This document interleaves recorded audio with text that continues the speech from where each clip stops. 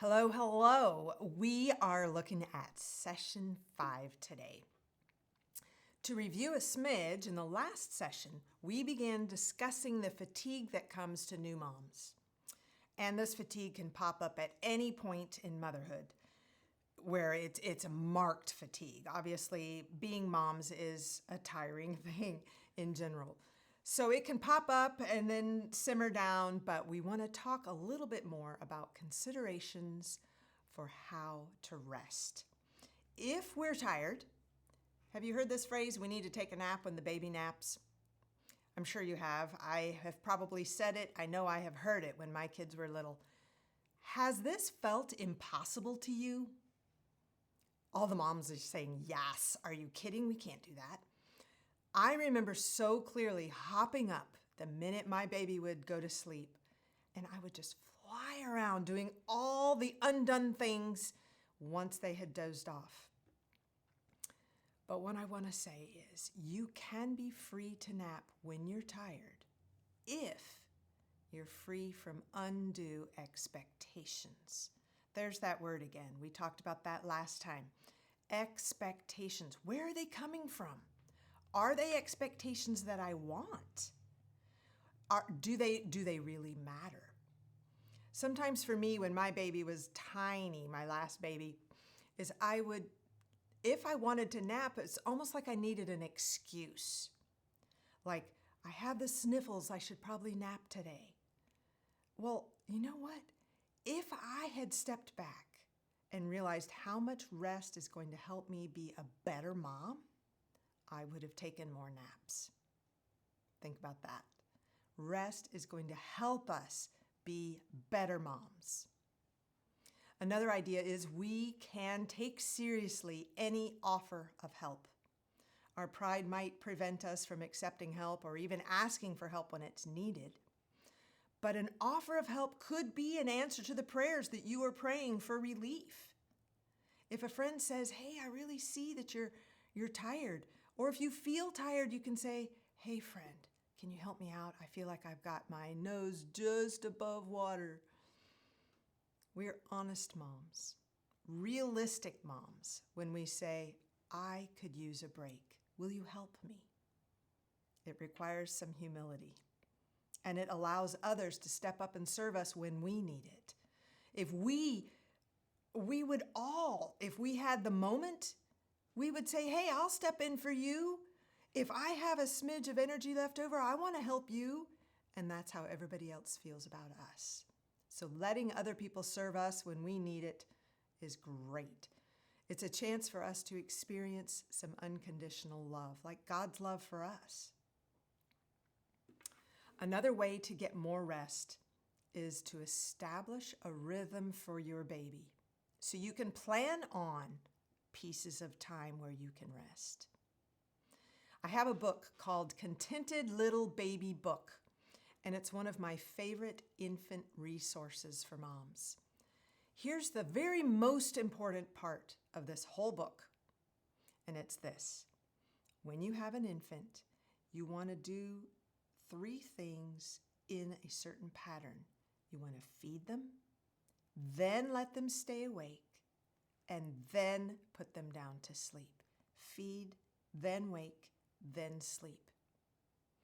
This rhythm is super important because what it does is it helps you anticipate what they need. So if you feed them, then of course you know they're not hungry. You keep them awake for a little while, however awake they can be for their age, and then you put them down to sleep, and you know they're not hungry right then.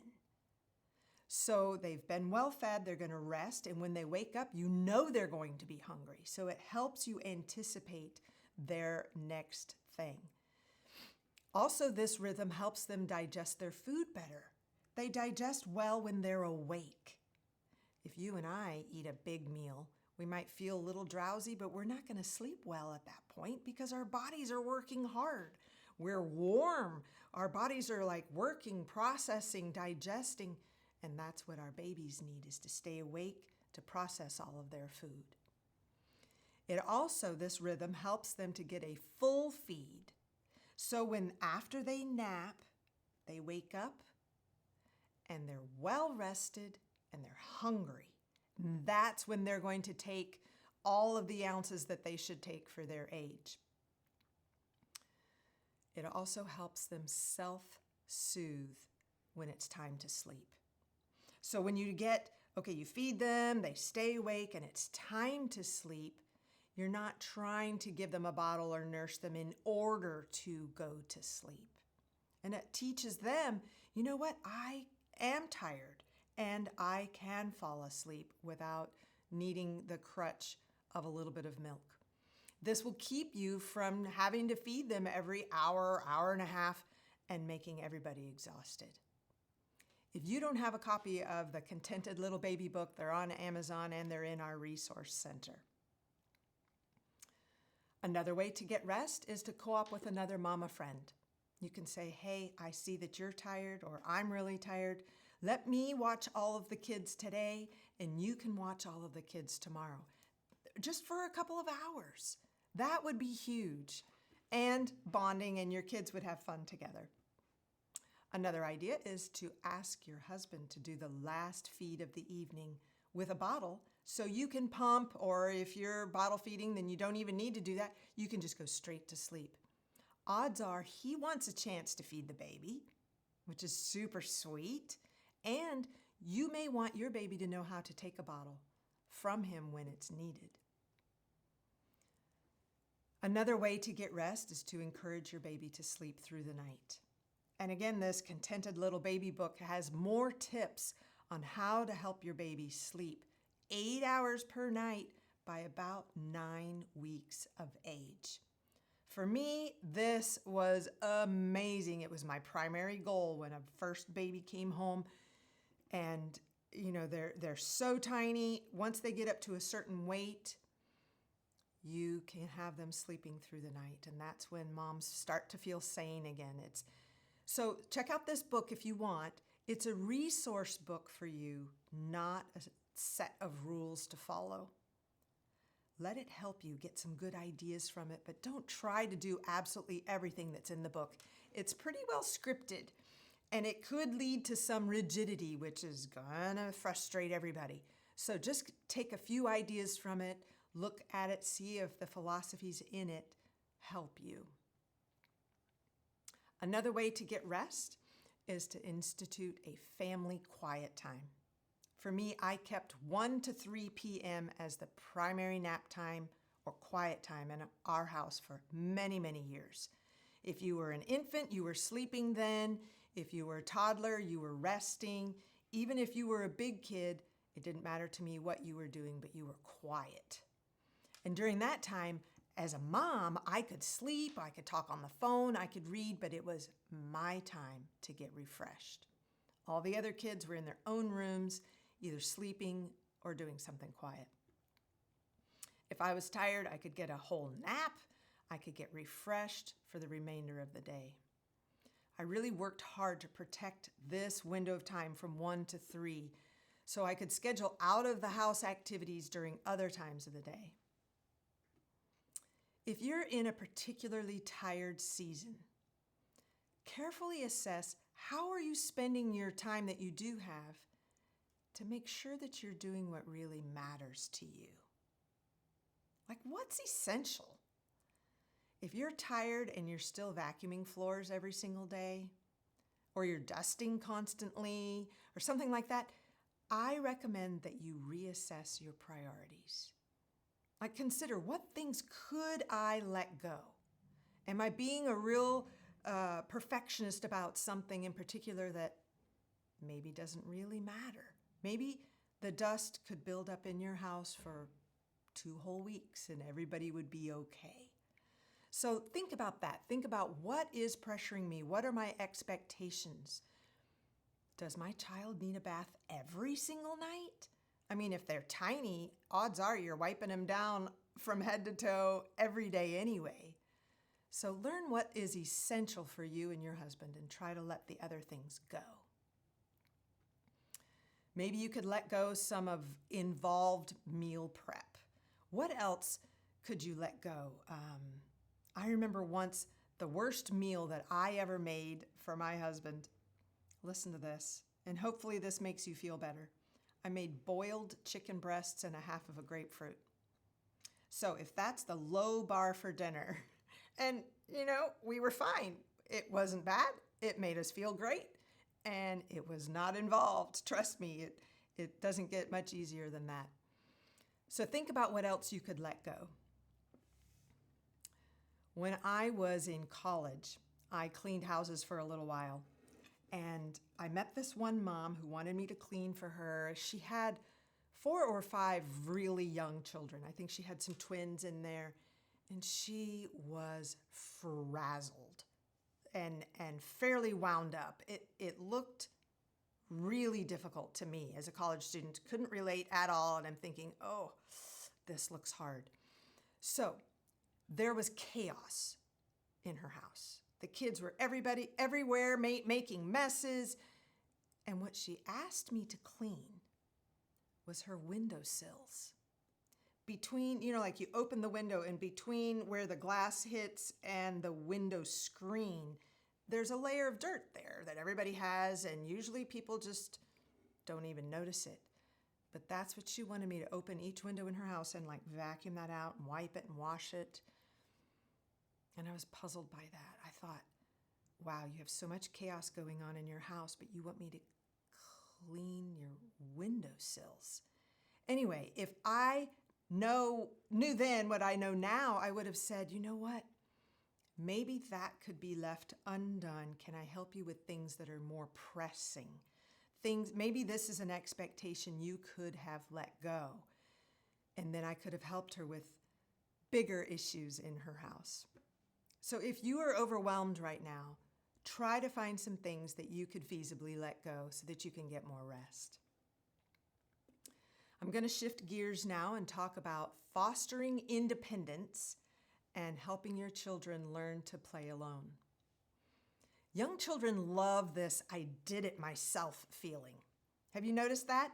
I mean, maybe you have babies right now and you don't know that, but they do. When they hit about 2, 3, they feel so good when they conquer tiny challenges that make them feel all grown up. So teaching independence is a lifesaver when you have more than one child, because you, mama, cannot physically do all the things for 2 or more children. Maybe you could for 1. But let me give you some ideas for helping your child become independent. You can teach them the clock. Here's an idea that can help you foster independence and get a bit more sleep. Once your child can recognize what a digital 7 is, put a digital clock in his room and cover up the minutes so they can just see the hours. And then you can start to refer to the clock when it's bedtime. See, the clock says 8. See, it's bedtime, or it's nap time, or whatever it is. Then you can explain to him that in the morning, you can get up out of your bed, you can come out of your room when you see a 7. When it's not 7, I don't want to see you, I don't want to hear you. Stay in bed, read a book, eat an apple, do something, but rest in bed until the clock says 7. So after you put him to bed, you can sneak a book and an apple into his bed or whatever, so he won't awaken you until he sees that 7. This idea really helped us with 5 early risers. There's a clock now called Hatch that apparently is expensive. I haven't looked at it, but it runs along these same ideas that when the clock turns a certain color or something, it gives permission for your children to do things. Another item that is helpful is playpens for independent play. You can use a playpen to help grow thinking skills in your young children. The quick, color-changing, fast-paced Sesame Street style environment, it can prevent a child from learning to focus and from enjoying quiet thinking.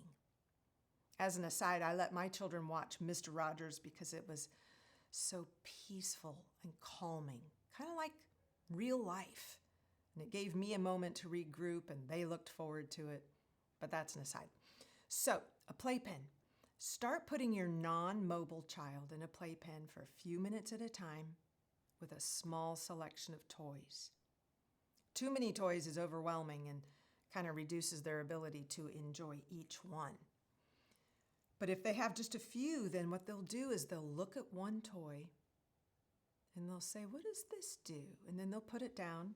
And if there aren't very many more, they'll pick it up again and learn a new layer of what that toy can teach them.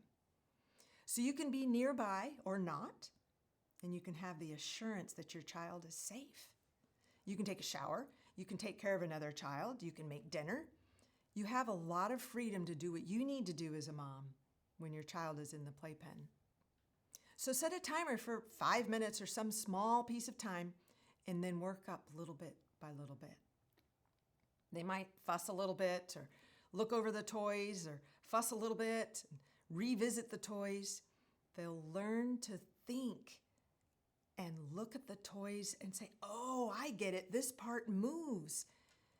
And this slow thinking time helps them learn helpful skills in this life. And it teaches them that they can be in a safe space. They can be content without mama in sight. And it frees you up to do the things that you need to do. Similar to playtime or playpen time is book time. So for toddlers, they can do something similar with a stack of books on the couch. They're going to be learning to love books because you read to them and they see you reading. So what I recommend is you set a reasonable timer for them so they can actually achieve it, right? We're going to make it easy to do what's right. And then we're going to build up to maybe 20 or 30 minutes of book time on the couch. So you get a bin, a little Rubbermaid bin, and you go to the library and you get a whole bunch of board books or picture books or whatever your child likes. And then you sit them on the couch and you're like, "Look, I want you to sit here and these are the books you haven't read, and you're going to sit, and then you're going to put all the books that you have read on this side." And it teaches them that I can sit and I can focus for increasing amounts of time. This might be harder or easier based on your child's natural tendencies. So if you have an active child, book time on the couch is going to help them learn some really useful skills. But you could, I recommend, plan the book time on the couch right before doing something really active, like going to the park or playing in the yard, so they know they have something active to look forward to, so they don't feel just stuck on the couch for a big piece of time. So quiet time is another thing. I've mentioned that in our house, 1 to 3 was our nap time, quiet time. Let me tell you a little more about it. When the kids didn't need to sleep midday, I still gave them rest time, either in their bed with a bin of toys and books, or simply in their rooms. Being limited to the bed for younger children is ideal because some days they might snooze a bit and you might not even know. When they get a little older and they grow in responsibility, they can graduate to quiet time in their bedroom with access to the whole room. But don't allow them this freedom if they haven't shown the ability to respect the space. Let me pause right here for a second and talk about freedoms and responsibilities. This isn't in our material, but I want you to know as moms, this idea about freedoms and responsibilities, they need to match. So like I just said, you don't want to give them the whole room unless they've proven that they can be responsible to have that freedom. Then if you give them the whole room and they destroy something, they find a crayon, the color on the wall, then they have not been responsible, and that freedom to have the whole room needs to come down, and you can say, "You know what, you weren't responsible with the whole room, let's go back to the crib." So with bigger kids, you can match freedoms with responsibilities like, "I'm not going to give you keys to a car unless you show me that you can be responsible to come home at curfew." And there are many other things like, if you're going to unravel at the choice of cups, "I don't want an orange cup, I want a blue cup." Well, if you're going to unravel about it, then you have not shown the responsibility to have the freedom to choose your color cup. You're going to get the cup I give you. And when you're content with that, that's being responsible, and then I can give you the freedom to choose cup color later. So I just wanted to put that out there so that you can remember that philosophy for later. Okay, we're talking about being in the room alone. So this peaceful time alone allows your child to reset emotionally for the remainder of the day from 1 to 3. She can focus on something. She can daydream.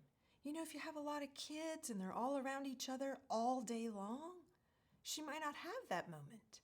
Or she could doodle on paper. She could decorate her dollhouse.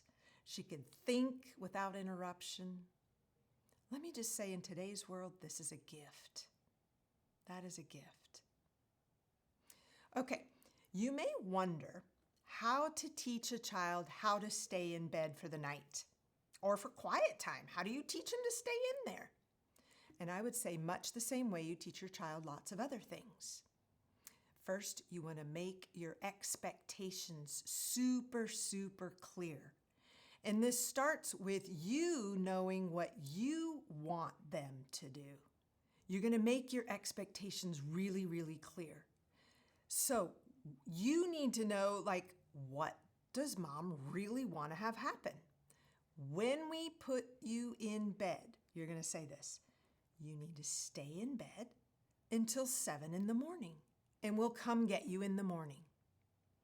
If you just go with the flow, oh, well, they woke up at 5, oh, they woke up at 6, oh, they got me up 4 times before I went to bed because they were thirsty or whatever, then your child may train you to tend to them all night without peace, instead of you training them to do what you say. So here's what I propose. Practice what you want them to do. When it's not bedtime, show them how to stay in bed. So practice. Hey, here's your bed. You're out of the crib. This is your new bed. Lay down, cover up. We're going to pretend it's bedtime and we're going to practice how to stay. And then let them show you that they understand and that they can do it. And then you're going to encourage them. You've got this. You've got a great new bed and you're growing up and you're accepting new responsibilities. So we're going to give you this freedom of an open bed, not a crib. And then you're going to predetermine the consequence and tell your child what to expect if he chooses not to obey. If your child's potty trained, then you'll need to make allowances for leaving the bed to use the bathroom and all of that. If you want, you can randomly reward your child for staying in bed all night. Maybe they did it for a whole week and they get an extra park date or a sticker or a small toy or maybe their own box of strawberries or something like that. Let's talk about bedtime routines. A bedtime routine is what you make it. It can be short or long. It's up to you. I've heard so many parents exclaim how long it takes to put their children to bed. But you know what? It's up to us as the parents. We get to make it just the way we want it. So usually bedtime includes brush teeth, go potty, put on pajamas, read a story, pray, go to sleep. That's usually the whole thing. And each family makes their own unique version of the bedtime routine. Our family always read from the Beginner's Bible. It's the cutest, chunky book of little rounded Bible characters. And each story from the Bible is not very long, but we would read from it almost every night of our children's young years. We'd read one story, we'd talk about it for a minute, and then we would pray one truth from the story over our child. Let me tell you what I mean. Take the story of Noah and the ark. We might pray something like this: Lord, help Johnny learn to trust you like Noah did. Help us all to obey you, God, because we know you love to keep us safe. Amen. And let me tell you something. When you do this, we watched this happen and it will blow your mind. You read the story and you pray something like that over your child.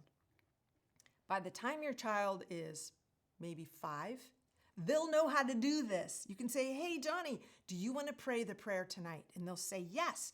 We read about Daniel. Lord, help us be courageous like Daniel was brave. They are absorbing language, and so they know how to process all these language rules. And this is what we're teaching them, is how to read the Bible and pray these truths into our lives. It's amazing. We also played soothing music for the kids to help them relax at night. Way back in the dark ages, our oldest is 30, we played a CD called Sleep Sound in Jesus by Michael Card. Michael Card is a theologian and a musician. And the combination of these two things made the best lullabies, the best music for their little minds while they were trying to relax and drift off to sleep. There was another one by Twyla Paris. I think all of these are findable online somewhere, and I'm sure you have more current lullabies and songs that you can find as well. These songs brought peace to active little hearts, and they taught scriptural truths at the same time. They were really important for me. The most important piece about bedtime routine is you are in charge. What happens is what you allow. You don't need to be a victim of the sleepless child's antics.